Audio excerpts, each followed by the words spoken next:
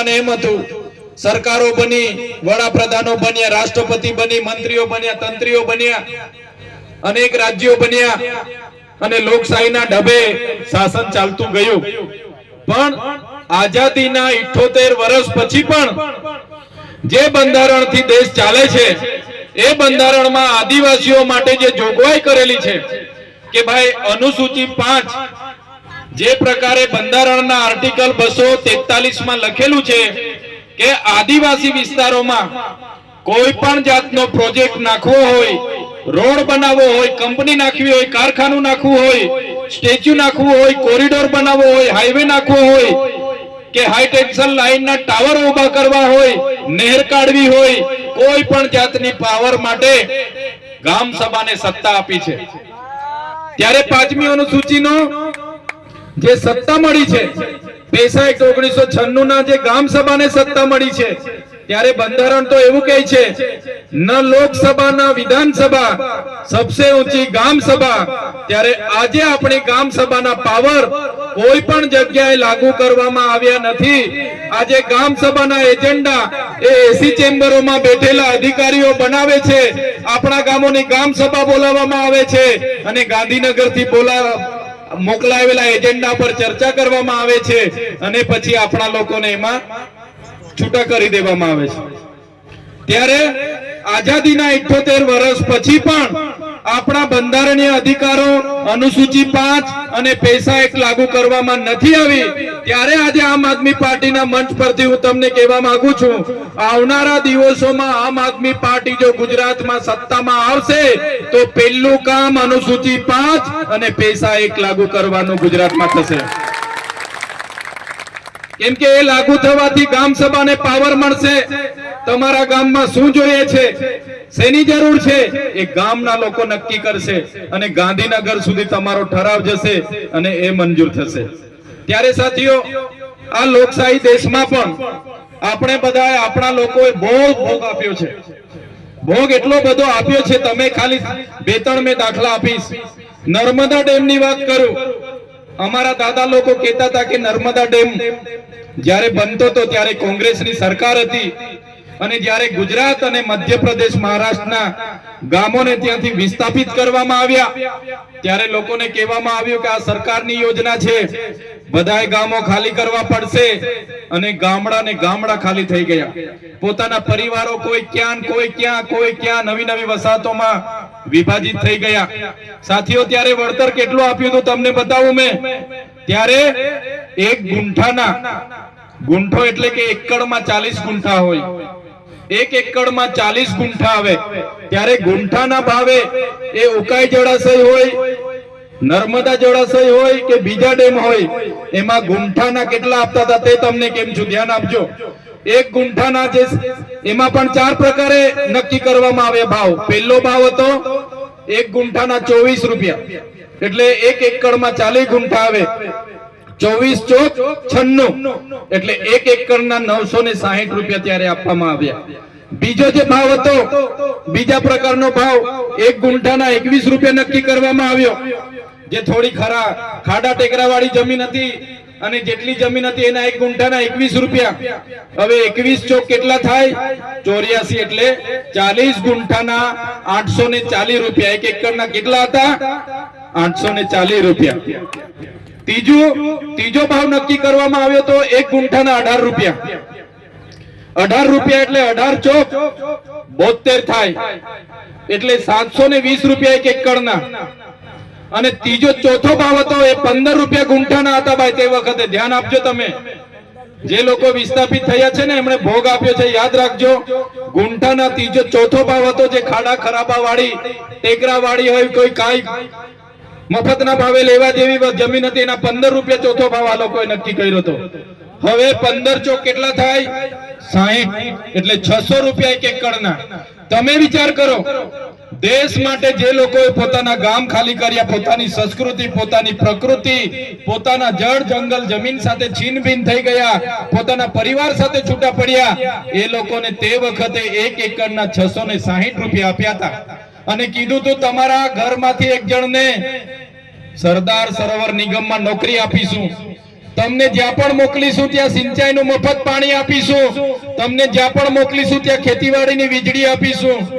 એ કોંગ્રેસની સરકાર હોય કે ભાજપની સરકાર હોય, નર્મદાના વિસ્થાપિતોની એક પણ માંગણી આજ દિન સુધી પૂરી નથી કરી સાથીઓ. ત્યારે જો ગુજરાતમાં આમ આદમી પાર્ટીની સરકાર બને તો સૌથી પહેલા નર્મદા વિસ્થાપિતોને ન્યાય આપવાનું કામ આમ આદમી પાર્ટીની સરકાર કરશે. હવે એકડના 660 રૂપિયા તે વખતે આપણા વડીલોને આપીને ત્યાંથી તગડી મૂક્યા હતા. 660 રૂપિયામાં શું આવે વિચાર કરો. 660 રૂપિયામાં શું આવે? એક જોડી કપડા પણ નહીં આવે, એક ધાબળું પણ નહીં આવે. એટલા રૂપિયામાં આપણે 1 એકર જમીન તે વખતે લઈ લીધી હતી. આજે આ વિસ્તારમાં અમે વચ્ચે આવ્યા હતા. આ વિસ્તારમાં નહેરનું પાણી આવે છે. આપણા ખેડૂતોએ બધાને જ રજૂઆત કરી, અહીંના સરપંચોએ બધાને જ કીધું, જિલ્લા પ્રમુખને કીધું, ધારાસભ્યને કીધું, સાંસદને કીધું કે ભાઈ હિંમતપુરા, જયસિંહપુરા, અમલિયા અને જે પણ નમારિયા ને બધા જે ગામો આવે છે ત્યાં નહેરનું પાણી લીકેજ થાય છે. આખા ગામડાઓમાં પાણી ફરી વળે છે, એનો રસ્તો કરી આપો. એ નહેરનું પાણી અમારા ગામોમાં નહીં ઘૂસે એની વ્યવસ્થા કરી આપો, ગટર લાઈન કરી આપો. આજ દિન સુધી આ સરકારે આ ગામડાના લોકોને એ પાણી માટે યોગ્ય નિકાલ માટે વ્યવસ્થા નથી કરી આપી. મેં આજે તમારા સાવલી ખાતેના મંચ પરથી કહેવા માંગુ છું, તમે તાલુકા જિલ્લા પંચાયત આમ આદમી પાર્ટીની બનાવી દો. એ નિર્નિપિન કરવાનું કામ આમ આદમી પાર્ટીની બોડી કરશે. ત્યારે એ ભાજપ હોય કોંગ્રેસ હોય, અત્યાર સુધી વારા પરથી એ લોકો શાસન કરતા હતા. હવે આમ આદમી પાર્ટી તરફ લોકોનો ઝુકાવ વધી ગયો છે.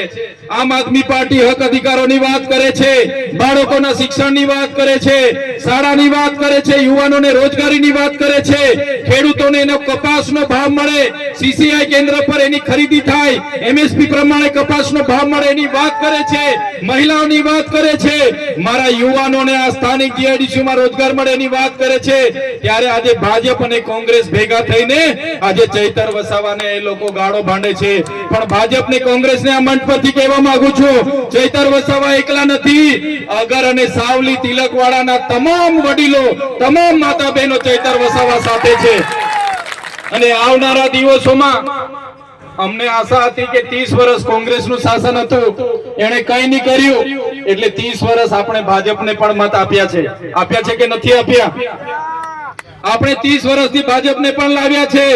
ભાજપે પણ આપણું કંઈ કરવાના નથી અને કરશે પણ નહીં. ત્યારે મેં તમને વિનંતી કરવા માટે આવ્યો છું, હવે કોંગ્રેસના સંબંધો ભૂલી જાઓ, ભાજપની શરમ ભૂલી જાઓ અને આવનારા દિવસોમાં આમ આદમી પાર્ટીમાં ઉમેદવારી કરીને લડી લો, જીતી જાઓ અને આપણા લોકોની સેવા કરવા માટે તમે મંચ પર આવી જાવ એવી તમને વિનંતી કરવા માટે આવ્યો. તમે જોયું હશે આગળ આપણા ગુરુજીએ કીધું કે અહીંયા વડાપ્રધાન આવ્યા ત્યારે એમણે 50 કરોડ રૂપિયાનો ખર્ચો કર્યો. સાથીઓ, આ તો એક જ પ્રોગ્રામનો હિસાબ એમણે આપ્યો. એ પ્રકારના તો વિકાસ પર્વ થયા, વિકાસ મહોત્સવો થયા, અમૃત મહોત્સવો થયા, એ પ્રકારે ગૌરવ યાત્રાઓ કાઢવામાં આવી. તમામ પ્રોગ્રામોમાં આદિવાસી પ્રજાના કરોડો રૂપિયાનો આ લોકોએ ખર્ચો કર્યો છે. મેં હિસાબ માંગ્યો કે ભાઈ 10 કરોડનો મંડપ તમે ક્યાંથી લાવ્યા હતા? 2 કરોડનું તમે ડોમ ક્યાંથી લાવ્યા હતા? 5 કરોડનું તમે સ્ટેજ ક્યાંથી બનાવ્યું? તો એનો હિસાબ આપો. તમે 2 કરોડના સમોસા ખાઈ ગયા એનો હિસાબ આપો. તમે 2 કરોડ 40 લાખનું ટોયલેટ લાવ્યા મોદી સાહેબ માટે એનો હિસાબ આપો. તમે ડીઝલ ભરાયું 2 કરોડનો હિસાબ આપો. તમે 2 કરોડની ચા પીધી હિસાબ આપો. તમે 1 કરોડના ફૂલ ગુચ્છા લાવ્યા હિસાબ આપો. તમે 10 કરોડના હોટલના બિલો મૂક્યા હિસાબ આપો. ત્યારે ભાજપ અને કોંગ્રેસના નેતાઓના પેટમાં તેલ રેડાયું અને ખાસ અહીંના સાંસદે કીધું કે આ હિસાબ માંગીને 75 લાખ રૂપિયા માંગે છે. તમે વિચાર કરો, આ ચૈતરભાઈ 75 લાખ રૂપિયા કોઈના પર લે તો આ ભાજપ મને છોડે? ભાજપ મને છોડે? એક પાણીના ગ્લાસ માટે મને 80 દિવસ સુધી જેલમાં રાખ્યો તો 75 લાખ રૂપિયા તો ઠેલો ભરાઈ જાય કે ના ભરાઈ જાય? એના માટે મને છોડે કોઈ ના છોડે. પણ આ મોદીજીના કાર્યક્રમમાં કરોડો રૂપિયાનો હિસાબ આપવો પડે એના માટે એમની ભાજપના નેતાઓએ એમના કોન્ટ્રાક્ટરો સાથે કરેલો કૌભાંડ બહાર આવે, એના માટે આ લોકો બોખલાઈ ગયા છે. કેમ કે આગળ મેં મનરેગાનું કૌભાંડ અહીંયા જાહેર કર્યું તો ખબર છે ને બધાને. એમાં ભાજપના મંત્રી, કોંગ્રેસના ગુજરાતના ઉપાધ્યક્ષ, એ લોકો પર ફરિયાદ થઈ છે, આજે જેલોમાં છે. મંત્રીના પુત્ર આજે જેલોમાં છે. નલ સે જલ કૌભાંડમાં પણ ભાજપ અને કોંગ્રેસે કૌભાંડ કર્યું. આજે નળ તો આપણા ગામમાં આવી ગયા, પણ નળમાંથી એક ટીપું પાણી આપણને આજ દિન સુધી મળ્યું નથી. મળ્યું છે તમને? બેનો બોલતા નથી. પાણી આવતું હોય તો કેજો પાછા, અહીંયા ખોટા નહીં પડી. અમે આવે છે પાણી. બસ આ લોકોએ કૌભાંડો જ કર્યા છે. ત્યારે આજે આ મંચ પરથી અમે તમને કહેવા માટે આવ્યા છે. બંધારણીય અધિકારોની વાત હોય, આપણા વિકાસની વાત હોય, આપણા બાળકોના શિક્ષણની વાત હોય, આ સરકારને એમાં જરા પણ રસ નથી. સરકારને તો પ્રજાના પૈસે તાઇફા કરવામાં રસ છે. આજે લોકો દિવાળીઓ કરી ફરે છે ને, એ દિવાળીઓ એમના કમલમના પૈસેથી નહીં, એમના સાંસદના પૈસેથી નહીં, એ બધી દિવાળીઓ તમારા જેવા લોકોના ટેક્સના પૈસેથી આ લોકો કરે છે. એટલે આવનારા દિવસોમાં એ લોકોને સત્તાથી દૂર કરી દેવું પડશે. આપણે તૈયાર છો બધા? તૈયાર છો બધા? ત્યારે સાથીઓ, આજે મનરેગા યોજનામાં આપણને રોજગારી 1 વર્ષથી આ ભાજપની સરકારે બંધ કરી દીધી છે. કેમ કે મનરેગામાં એ લોકોએ ખૂબ મોટા કૌભાંડો કર્યા. હવે મનરેગાનું નામ બદલવાની તાલવીલ ચાલે છે. સમાચારમાં તમે જોતા હશો કે ભાઈ મનરેગાનું નામ બદલીને અમે જી રામજી કર્યું. એ લોકોએ શું નામ કર્યું? જી રામજી. ભગવાન રામનો ઉપયોગ કર્યો. ભાઈ ભગવાન રામજી તો અમારા બધાના હૈયામાં વસે છે. એ બધા અમારા વડીલો કહેતા હતા, અમારા સંતો મંતો કહે છે ભગવાન રામ આપણે હૈયામાં વસે છે. આ ભાજપની સરકારે ભગવાન રામનો ઉપયોગ પણ ભ્રષ્ટાચાર ઢાંકવા માટે કર્યો છે. ત્યારે આ ભાજપની સરકારને અમે કહેવા માંગીએ છીએ, તમે નામ બદલવાથી તમારા કૌભાંડો છુપાઈ જવાના નથી. તમારા ભ્રષ્ટાચારી નેતાઓને આવનારા દિવસોમાં અમે ઘર ભેગા કરી દેવાના છે. ઘર ભેગા કરી દેવું પડશે. આ વિસ્તારમાં જંગલ ખાતાના અધિકારીઓ પણ આપણા લોકોને ખૂબ હેરાન કરે છે. અહીંયા દીપડાઓ બહારથી લાવીને છોડી દેવામાં આવ્યા છે. આપણી દીકરીઓ પર હુમલા થાય છે, બહેનો પર હુમલા થાય છે. અત્યાર સુધી એટલું મોટું જંગલ હતું ત્યારે કોઈ વાઘ ને કોઈ દીપડા નહોતા આવતા. હમણાં દીપડાઓ બહારથી લાવીને આપણા લોકોને હેરાન કરવા માટે અહીંયા છોડવામાં આવે છે અને આપણા લોકોને હેરાન પરેશાન કરે છે. ત્યારે એ જંગલ ખાતાના અધિકારીઓને પણ આ મંચ પરથી કહેવા માંગુ છું, તમારું જંગલ ખાતું 1927 માં આવ્યું છે. અમારો આદિવાસી આ જંગલો વચ્ચે હજારો વર્ષથી રહે છે.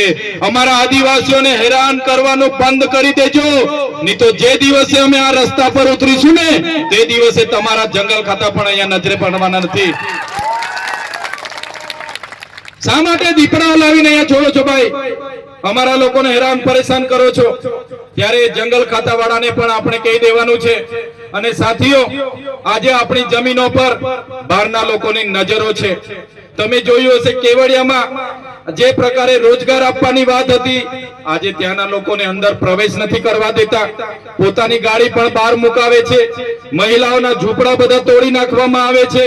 અમને વિકાસ સાથે કોઈ વાંધો નથી, વિકાસ બધાનો જ કરો, અમારો પણ વિકાસ કરો, પણ જે વિકાસના નામે અમારા લોકોની જમીનો છીનવવાની વાત કરે છે આ સરકાર, ત્યારે સરકારને પણ હું કહેવા માંગુ છું આ મંચ પરથી કે વિકાસના નામે હવે પછી જો તમે કોરિડોરમાં અમારા લોકોની જમીનો લેવાની વાત કરશો, હાઈ ટેન્શન લાઈનોમાં જમીનો લેવાની વાત કરશો, હાઈ સ્પીડ કોરિડોરમાં જમીનો લેવાની વાત કરશો, ડેમોના નામે જમીનો લેવાની વાત કરશો, તો અમે એક પણ ઇંચ જમીન આપવાના નથી. પછી પણ તમે અમને હેરાન અને પરેશાન કરીને જમીન છીનવવાની વાત કરશો તો તે દિવસે આ રોડ પર અમે ધારિયા, પાલિયા અને ભાલા તીરકામઠા લઈને ઉતરીશું. ભાલા, પાલિયા અને તીરકામઠા અને ધારિયા અમે ઘરમાં કઈ શણગાર માટે નથી મૂક્યા, અમારી રક્ષા માટે છે. અને જે દિવસે અમારા સમાજ પર ઊની આંચ આવશે એ દિવસે ઓજારો લઈને પણ રોડ પર ઉતરીશું. ગાંધીનગર જવાનું થશે તો ગાંધીનગર પણ રેલો જશે અને ગાંધીનગરમાં જઈને નેપાળ વાળી કરવાની ફરજ પડશે તો ગાંધીનગરમાં નેપાળ વાળી કરીને પણ સત્તા પરિવર્તન કરીશું. ત્યારે આ વિસ્તારમાં આ પંચાયતમાં કેટલાક સરપંચોને આ સભામાં નહીં આવવાનું, નહીં જવાનું એમ કરીને ભાજપના કેટલાક નેતાઓ અમારા આગેવાનોને ડરાવતા હતા, અમારા સરપંચોને દબાવતા હતા, બીવડાવતા હતા કે ભાઈ ચૈતર વસાવાની સભામાં જશો તો તમને કઈ વિકાસ નહીં કરીએ, ફલાણું નહીં કરીએ, ઢીકણું નહીં કરીએ, તમારે ત્યાં જીબી વાળાને રેડ કરાવીશું, પોલીસ વાળાને રેડ કરાવીશું, તમારું પાણી બંધ કરી દઈશું, તમારો રસ્તો બંધ કરી દઈશું એમ કરીને ભાજપના લોકોએ ખૂબ અમારા લોકોને ડરાવ્યા છે. પણ ભાજપના લોકો પણ આ સાંભળી લે. આ મંચ પરથી ભાજપના લોકોને પણ કહેવા માંગુ છું, આ કોંગ્રેસના લોકો નથી, આ આમ આદમી પાર્ટી ચૈતર વસાવાના લોકો છે. અમારા લોકોને હેરાન પરેશાન કરવાનું જો તમે કોશિશ પણ કરશો, અમારા એક પણ સરપંચને, એક પણ આગેવાનને હાથ લગાડવાની જો તમે કોશિશ કરશો તો તમારા બધાના અમે મોર બોલાવી દઈશું, મોર. અમે કોઈને છોડીએ નહીં, કેમ કે અમે તમારા જેવા કોઈનું ખોટું કરતા નથી. અમારે કોઈના રોડના પૈસા ખાવા નથી, અમે કોઈ તલાવડીનો કૌભાંડ કર્યો નથી, અમે કોઈનું લૂંટેલું કર્યું નથી, અમારી સાથે બુટલેગરો નથી, અમારી સાથે જમીન માફિયાઓ નથી. અમે સાફ સભીના માણસો છે અને અમારા જેવા ઈમાનદાર લોકોને સંસેડશો તો આવનારા દિવસોમાં ભાજપ અને કોંગ્રેસના લોકો સામે પણ આરપારની લડાઈ થશે. કેટલાક દિવસોથી આ વિસ્તારમાં કેટલાક કોંગ્રેસના નેતાઓ ભ્રમ ફેલાવે છે, પ્રચાર કરે છે કે ભાઈ ચૈતર વસાવાના અમે સાથે જ છે, અમે સાથે જ લડવાના. એ કોંગ્રેસના હારા હારા લોકોને પણ કહેવા માંગુ છું, દૂરથી પાળી પર બેસીને જોયા નહીં કરો, દૂરથી વાળ પર બેસીને જોયા નહીં કરો. આવી જાવ, આમ આદમી પાર્ટીમાં તમારું સ્વાગત છે. નહીં તો આવનારા દિવસોમાં આ વિસ્તારમાંથી કોંગ્રેસ સુપડા સાફ થઈ જવાની છે, તમને હોદેલા નહીં મળો. ત્યારે સાથીઓ, આવનારા દિવસોમાં તૈયાર થઈ જાવ. કોંગ્રેસના લોકોની શરમ છોડી દો. એકવાર પૂછી લો, ભાઈ આવવાના હોય તો આવી જાઓ, દૂર પાડી પર બેસીને જોયા નહીં કરો. એ ભાજપના પણ સારા સારા લોકોને બોલાવી લો, આવી જાવ. જે લોકો સારા હશે એમને તાલુકા પણ લડવા મળશે, જિલ્લા પણ લડવા મળશે. એ લોકોને આવનારા દિવસોમાં સત્તા પણ બનાવીશું, એમાં પણ લઈ જઈશું. પણ જે લોકો આપણા લોકોને હેરાન પરેશાન કરીને રંજાડવાની વાત કરશે એવા લોકોને તો આપણે છોડવા માંગતા નથી. અહીંયા પોલીસ અધિકારીઓ આપણી વ્યવસ્થામાં ઉભા છે, એમના માટે જોરદાર તાળીઓ પાડી લો. પણ એવા કેટલાક પોલીસ અધિકારીઓ એસી ચેમ્બરમાં બેસીને આપણા લોકોની જમીનો છીનવવા માટેના આદેશો કરે છે. આપણા લોકોને રોડ પર ઉભા રાખીને પકડો અને દંડ ઉઘરાવો એવી સૂચનાઓ આપે છે. એવા ઉચ્ચ પોલીસ અધિકારીઓ પણ સાંભળી લે. આ આદિવાસી વિસ્તાર છે, અનુસૂચિત વિસ્તાર છે, પૈસા એક વિસ્તાર છે, અહીંયા ગામ સભાનો પાવર લાગે છે. તમે કોઈને પૂછ્યા વગર કોઈ પણ ગામમાં ઘૂસી જશો, કોઈને પૂછ્યા વગર અમારા લોકો સાથે દંડાવાળી કરશો, અમારા લોકોને હેરાન કરવાનું, પરેશાન કરવાનું કરશો તો અમારો પણ સમય આવશે અને એ દિવસે તમારો બધાનો પણ હિસાબ કિતાબ અમે કરી દઈશું. એ પોલીસ અધિકારીઓ જો ઉચ્ચ કક્ષાના છે, એ કેટલાક ભાજપના ધારાસભ્યને, કેટલાક ભાજપના સાંસદના ઇશારે આ વિસ્તારમાં અમારા અધિકારીઓ, અમારા આગેવાનોને હેરાન પરેશાન કરવાનું કામ કરે છે. પ્રોજેક્ટના નામે અમારા લોકોની જમીનો લેવાનું કામ કરે છે. એવા એસી ચેમ્બરોમાં ગાંધીનગર બેઠેલા પોલીસ અધિકારીઓને પણ કહેવા માંગુ છું, અમારા આદિવાસીઓને હેરાન પરેશાન વાળી કરવાનું ભૂલી જજો. અને જે પાડલિયામાં થઈ છે એવી ઘટના આવનારા દિવસોમાં વિસ્તારમાં પણ થશે અને નેપાળ તો નેપાળ વાળી પણ કરીશું. અમે કોઈના બાપથી ડરતા નથી.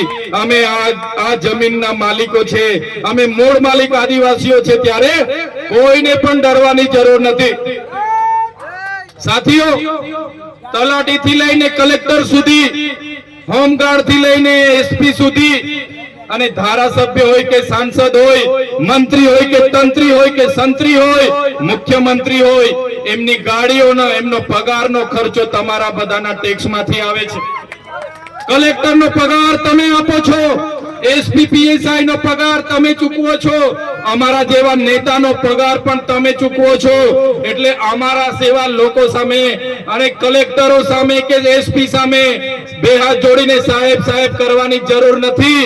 ક્યાંય પણ તમારું કામ હશે, એ પોલીસ સ્ટેશન પણ આપણું છે, એ કલેક્ટર કચેરી પણ આપણી છે, એ એસપી કચેરી પણ આપણી છે. વટ કે સાથ માલિકની જેમ જજો અને તમારા જે સેવકો છે એમને તમારા કામનો આગ્રહ કરજો. તમારું કામ નહીં કરી આપે, તમારી સાથે છીછાઈ વર્તન કરશે, તમારી સાથે અત્યાચાર કરે તો આ ચૈતર વસાવાને આમ આદમી પાર્ટી બેઠી છે, એમને જવાબ આપણે ઈંટનો જવાબ પથ્થરથી આપીશું. ત્યારે સાથીઓ, આ વિસ્તારના કેવડિયાના લોકો માટે અમે લડીએ. આ વિસ્તારમાં જે કૌભાંડો થયા નલ સે જલ માટે લડ્યા, આ વિસ્તારમાં જે મનરેગાનું કૌભાંડ થયું એના માટે લડ્યા, આ વિસ્તારના ખેડૂતોને જ્યારે કપાસનો ભાવ નહોતો મળતો એના માટે અમે લડ્યા, આ વિસ્તારના બાળકોને સારું શિક્ષણ મળે એના માટે અમે લડીએ. ત્યારે આ ભૂપેન્દ્રભાઈ પટેલની ભાજપની સરકારને ગમ્યું નહીં. એમના કેટલાક અહીંના ઉચ્ચ અધિકારીઓ ભાજપના ભાજપના એજન્ટ બનીને કામ કરતા હતા. એને કીધું કે ચૈતર વસાવા પર એફઆઈઆર કરો, અને ચૈતર વસાવા પર સામાન્ય બાબતમાં એક ખોટી એફઆઈઆર કરવામાં આવી. મને ત્યાં ડેડિયાપાડા પકડી લેવામાં આવ્યો. પકડી લઈને જબરજસ્તીથી આ પોલીસના અધિકારીઓએ રાજપીપળા લાવવા માટે ઘસડીને મને જીપમાં બેસાડી દીધો. મેં કીધું હું ધારાસભ્ય છું, મેં પણ અરજી આપી છે, શું થયું એની વાત કરો. મારા પરિવારના લોકો આવ્યા કે ભાઈ શું થયું, પણ ઉપરથી ઓર્ડર છે અને અમારે તો પકડવા જ પડશે, લઈ જવા પડશે, નહીં તો અમારી નોકરી જશે એમ કરીને પીઆઈ પીએસઆઈ એમના ડીવાયએસપી એ લોકોએ અમને પકડી લીધા. મને રાજપીપળા લઈ આવ્યા, જેલમાં રાખ્યો. પહેલો દિવસ મને જૂની જેલમાં રાખવામાં આવ્યો. ત્યારે મારા નિરંજનભાઈ હોય, વિક્રમભાઈ હોય, આશુતોષભાઈ હોય, મારા ધર્મેશભાઈ હોય, કિરણભાઈ હોય, બધા મારા યુવાન સાથીઓ મળવા માટે આવ્યા.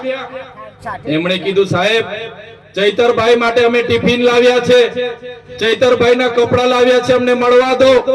ચૈતરભાઈ શું ગુનો કર્યો તમે લઈ આવ્યા, અમને જવાબ આપો. ત્યારે આ પોલીસ અધિકારીઓ ભાજપના નેતાઓના ઈશારે અમારા કાર્યકરોને લાઠીચાર્જ કર્યો, અમારા કાર્યકરોને ત્યાંથી ભગાડી દીધા. બીજા દિવસે મને મામલતદારે રજૂ કરવાની જગ્યાએ, ડેડિયાપાડા કોર્ટમાં રજૂ કરવાની જગ્યાએ મને રાજપીપળા સેશન કોર્ટમાં રજૂ કરવામાં આવ્યો. રાજપીપળા સેશન કોર્ટમાં મેં મારા વકીલો કર્યા હતા. ગોપાલભાઈ ઇટાલિયા અને બીજા વકીલોને કોર્ટમાં આવવા નહીં દીધા. મારા જામીન રદ કરવામાં આવ્યા. મને જામીન રદ થતાની સાથે જ કોઈ સાથે મુલાકાત નહીં કરવા દીધી. મને હતું કે મને રાજપીપળા જેલમાં રાખશે, પણ મને ડાયરેક્ટ વડોદરાની જેલમાં રાખી દીધો.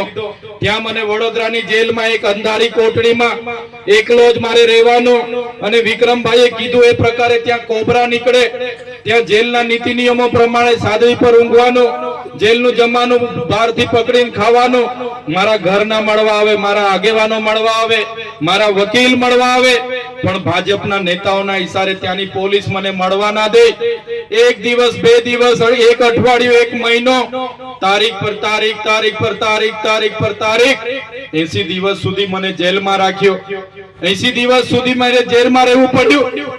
સાથીઓ, આ લોકોનો ઈરાદો હતો કે 3 વર્ષ, 2 વર્ષ આને જેલમાં રાખો. મને જેલમાં પણ ડરાવવામાં આવ્યો, કહેવામાં આવ્યું, ધમકાવવામાં આવ્યો, અને ત્યાંના લોકોએ, ત્યાંના અધિકારીઓએ, ભાજપના નેતાના ઈશારે કહેવામાં આવ્યું કે તમે ભાજપની સરકાર સામે કેમ બોલો છો, તમે સાંસદ અને એસપી સામે કેમ બોલો છો, તમે આદિવાસીઓની વાતો લઈને કલેક્ટરે કેમ જાઓ છો, તમે એ બધું ભૂલી જાઓ, તમે આ પ્રકારની વૃત્તિ નહીં કરવાના હશો તો તમને અમે છોડીશું. ત્યારે જેલમાં પણ આ તમારા દીકરા ચૈતરભાઈ એ લોકોને કીધું હતું કે તમારે જેટલી જેલો કરવાની હોય તેટલી કરી દો. આ ચૈતરભાઈ વસાવા આદિવાસી સમાજ માટે છેલ્લા શ્વાસ સુધી લડશે. સાથીઓ, તમારા બધાની પ્રાર્થના, મારા સંતો, મારી મહંતો, મારી માતા બહેનોની દુઆ હશે કે મેં 80 દિવસ પછી મારા જામીન થયા, મારા જામીન જેવા થયા. હું જેલની બહાર પગ મૂક્યો. નિરંજનભાઈ હોય, વિક્રમભાઈ, અમારા આશીષભાઈ, અમારા વિજયભાઈ, આ તમામ આગેવાનો મને લેવા માટે આવ્યા. મને કીધું સાહેબ, જામીન તો અમે જેમ તેમ તમારા કરાવી દીધા છે, પણ આ ભાજપ સરકારની ઈશારે, નર્મદાના એસપી ના ઈશારે, તમને આ જિલ્લાની બહાર માટેની માંગ કરવામાં આવી હતી, તમને આદિવાસી વિસ્તારની બહાર જવા માટેની માંગ કરવામાં આવી હતી, તમને તડીપાર કરવાની માંગ કરવામાં આવી હતી. સાહેબ, નામદાર હાઈકોર્ટે તમને બધા જિલ્લાઓની બહાર તો નથી કર્યા, પણ તમારા મત વિસ્તારમાં તમને પ્રવેશબંધી ફરમાવી છે. તમારા મત વિસ્તાર ડેડિયાપાડામાં તમારે પગ નથી મૂકવાનો. તમે ડેડિયાપાડામાં પગ મૂકશો એટલે ફરી તમને જેલ થશે. હવે વિચાર કરો સાથીઓ, આજે જે ડેડિયાપાડાના લોકોએ મને 1 લાખથી પણ વધારે મત આપીને મને ધારાસભ્ય બનાવ્યો, એ ડેડિયાપાડાના લોકોના સુખ દુઃખમાં મારે આજે નહીં જવાનું. ડેડિયાપાડામાં મારું કાર્યાલય છે, મારી ઓફિસ છે, ત્યાં રહીને મારા લોકોના મેં કામ કરું, પણ આ સરકારે મને ત્યાં જવા માટે દેવા નથી આવતી, જવા દેવામાં નથી આવતો. ડેડિયાપાડાનું બોગજ મારું ગામ, ત્યાં મારું ઘર, મારો પરિવાર, પણ આજે ડેડિયાપાડામાં ચૈતર વસાવાને જવા દેવામાં નથી આવતા. ચૈતર વસાવા ડેડિયાપાડાની હદમાં પગ મૂકે એટલે ચૈતર વસાવાને ફરી જેલમાં મૂકી દેવા માટે એમની પોલીસ મારી રેકી કરે, એમના લોકો મારી તપાસ કરે અને કે કેટલાક ભાજપના નેતાઓ આજે પણ કહે છે કે ચૈતર વસાવા રાજપીપળા રહે છે, ચૈતર વસાવા છોટાઉદેપુરના કામ કરે છે, દાહોદના કામ કરે છે, કેવડિયાના કામ કરે છે, એને ડેડિયાપાડામાં તો આપણે જવા નથી દેતા, એમને નર્મદા જિલ્લામાં પણ રહેવા નથી દેવાના. ત્યારે એ ભાજપના નેતાઓને, એ ભાજપની પોલીસને આ ચૈતર વસાવા કહેવા માંગે છે, તમે મને ડેડિયાપાડા નહીં જવા દેશો, તમે મને નર્મદામાં નહીં રહેવા દેશો, તમે ગુજરાતના આદિવાસી વિસ્તારમાં પણ મને દૂર કરી દેશો, પણ આ ચૈતર વસાવા અમારા લોકોના દિલોમાં રહી છે, ત્યાંથી ક્યારે અમને બહાર નથી કાઢી શકવાના. આ ચૈતર વસાવા કેમ આ બધી વાત કરે?